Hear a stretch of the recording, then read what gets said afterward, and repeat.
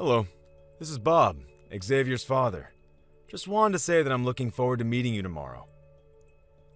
Hello, Bob. I was hoping to say all of this in person, but I'm Andrea, and it's very nice to meet you.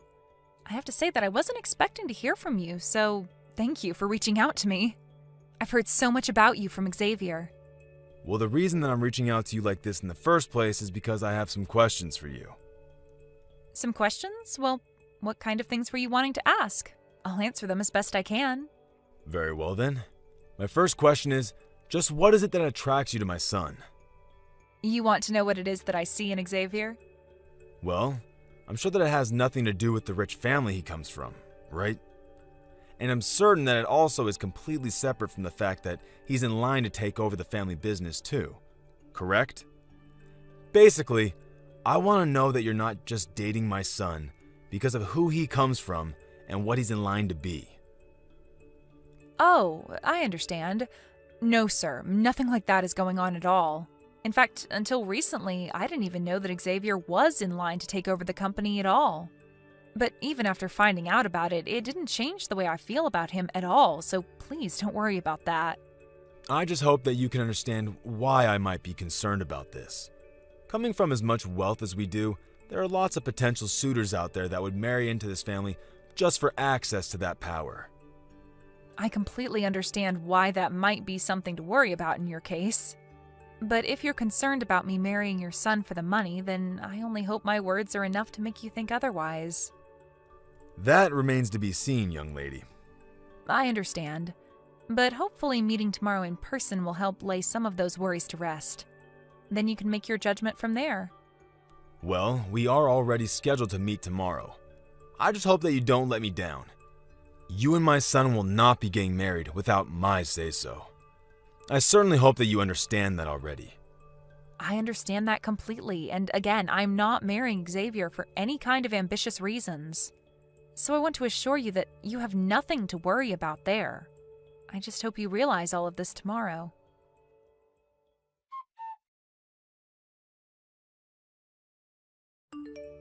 So, tomorrow you're finally going to meet your fiance's family, right?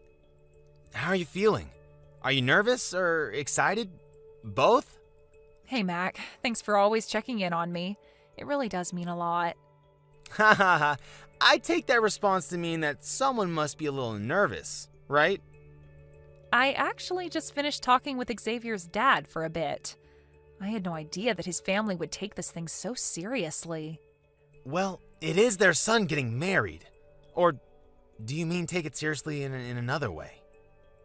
Well, I know that Xavier's family run a business and all, but I feel like I'm getting ready for a job interview rather than just meeting my future in-laws.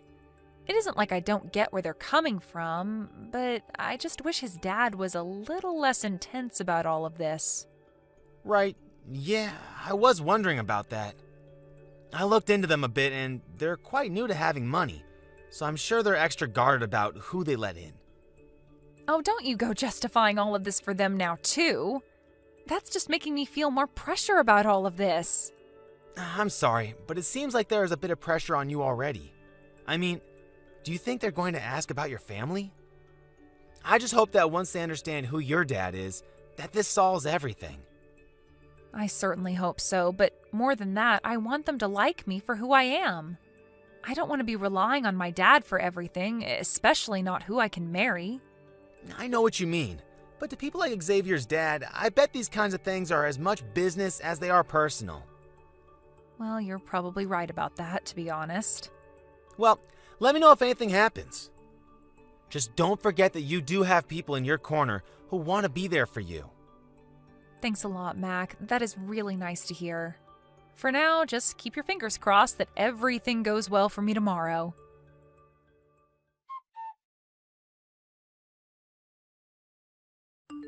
Mac, are you there? Please, I need your help right now. Wow, Andrea, is everything okay? Can you talk on the phone right now? What's the matter? I'm on my way to the hospital right now. I want you to meet me there, and I want you to represent me as my lawyer. Wait, what? Are you serious? Okay, I'll head your way. I'll send you the address for the hospital and my room number soon.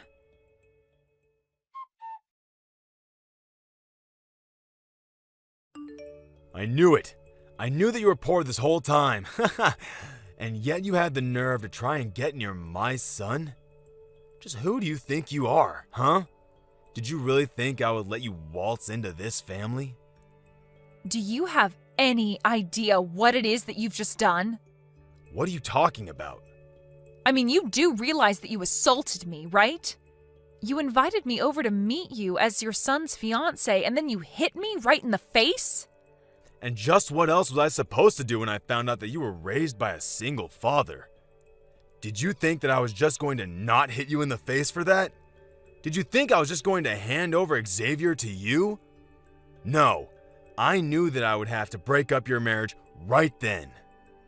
I still can't believe it. I've never seen anyone just act out the way that you did.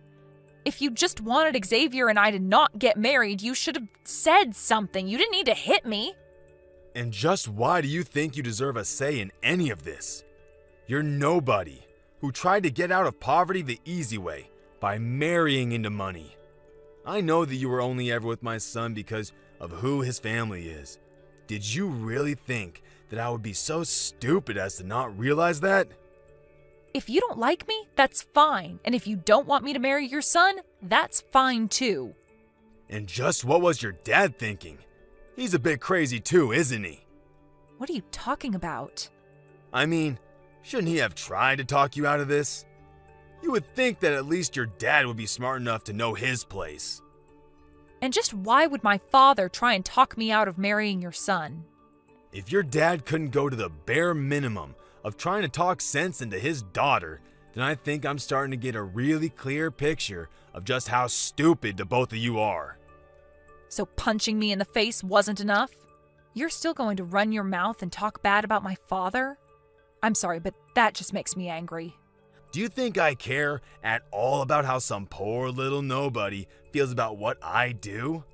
I'm rich. I run my own business. Pissing little peons like you off is all just part of my job. Oh, yes, I'm sure that you and I live in completely different worlds, the likes of which I could never understand. And I guess living in that world led you to act in ways that only make sense to you. But I'm afraid that you are going to regret this, Bob. And just what is some girl raised by a poor single father going to be able to do to me? I already hit you in the face, so why can't you just get out of here? Maybe you don't know this, but my father is an important real estate mogul. Yeah, right. In your dreams. You don't have to believe me if you don't want, but I've already told my dad all about what happened between us. Your company doesn't have much longer now. Oh, really? You're still going to try and pretend like I believe this little lie of yours? You and your father are both nobodies who can do nothing to affect me in the slightest. And just what do you have against people who were raised by single parents anyway, huh? My mother died when I was very little, and I know that my dad poured his heart and soul into raising me right. In fact, I think that my father is a much better man than you could ever hope to be. And just what is that supposed to mean, huh? You might think that I'm poor just because I only had one parent.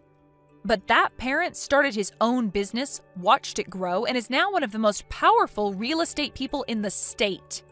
Surely you've heard of Carl Reeves, right? Well, he's my father, and if I'm not mistaken, one of your most important clients. Enough already. This joke wasn't funny the first time, but now I'm getting sick of it. You and Carl Reeves are not related, and it's astounding to me that you think I would ever fall for that. In fact, I want to know just how you even knew we're business partners in the first place. You must have done your homework, huh? And just what would I have to gain from lying to you about this? I've already agreed to break up with your son when I thought we would be getting married. So then, you're telling the truth about all this? That's right. And my father is furious with you. That's why he's selling all the stock of your company that he owns. You're about to be facing bankruptcy, and it is all your fault. This is what you get for putting people down when you know nothing about them. You don't know anything at all about how my dad raised me. Wait, hold on just a minute. You're really being serious with all this? You're really Carl's daughter? And just why is that so hard to believe, huh? You seriously need to get over yourself and learn not to judge based on appearance. I was so close to marrying your son, and it would have brought your and my father's company closer together, but now none of that is happening. It was too easy for my father to cancel his contracts with a tiny company like yours. He has 1,000 other companies who would all love to take your place. I told you not to worry about me being after your family's money, and now you know why. My family always had way more money than yours ever did. Wait, no, this can't be happening. Well, if what you're telling me is true, then I'm so sorry for the way I acted. But it's clear now that this was all just one big misunderstanding. I hope you can forgive me. Oh, just shut up. It is way too late for any of that now. You brought all of this on yourself, and there is no way out of it. I told you that I would make you pay for this. Wait, no, please, come on. It was just an honest mistake, really. I had no idea that there were single parents who were rich too. I should have looked more into you. I'm sorry. Well, I'm glad you didn't.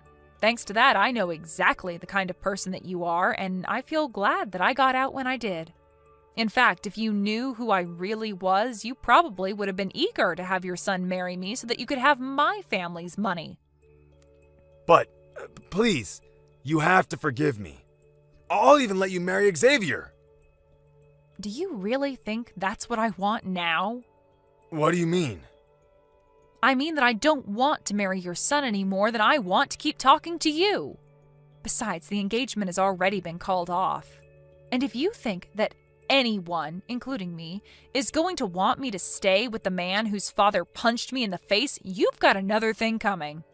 Maybe next time you should do a little homework before you act out like that. But that's all that I really have to say to you now. Please, no! I made a mistake and I'm really sorry for it. I didn't mean for any of this to happen at all. Can't we just go back to the way things were?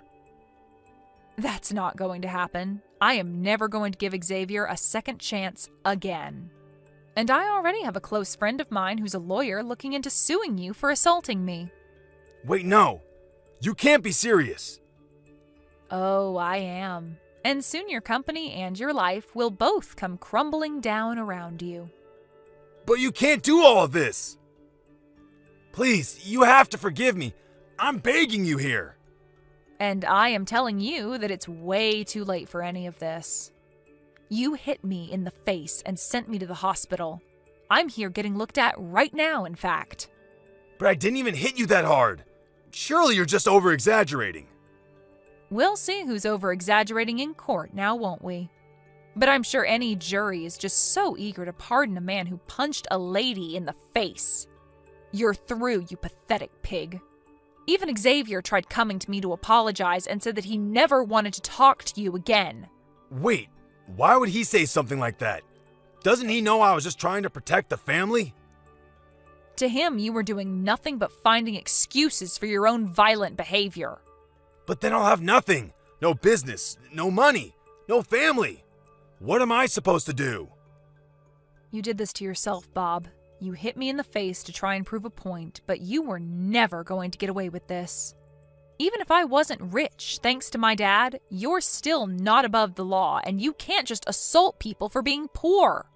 But that doesn't mean you have to sue me. I learned my lesson, and it'll never, ever, ever happen again. Isn't that enough for you? I'm afraid it won't be enough until I see everything that made you into the person who thought you could treat other people like that, stripped away from you. You need to remember what it's like to be one of the common people, and I will see that that happens. See you in court, Bob.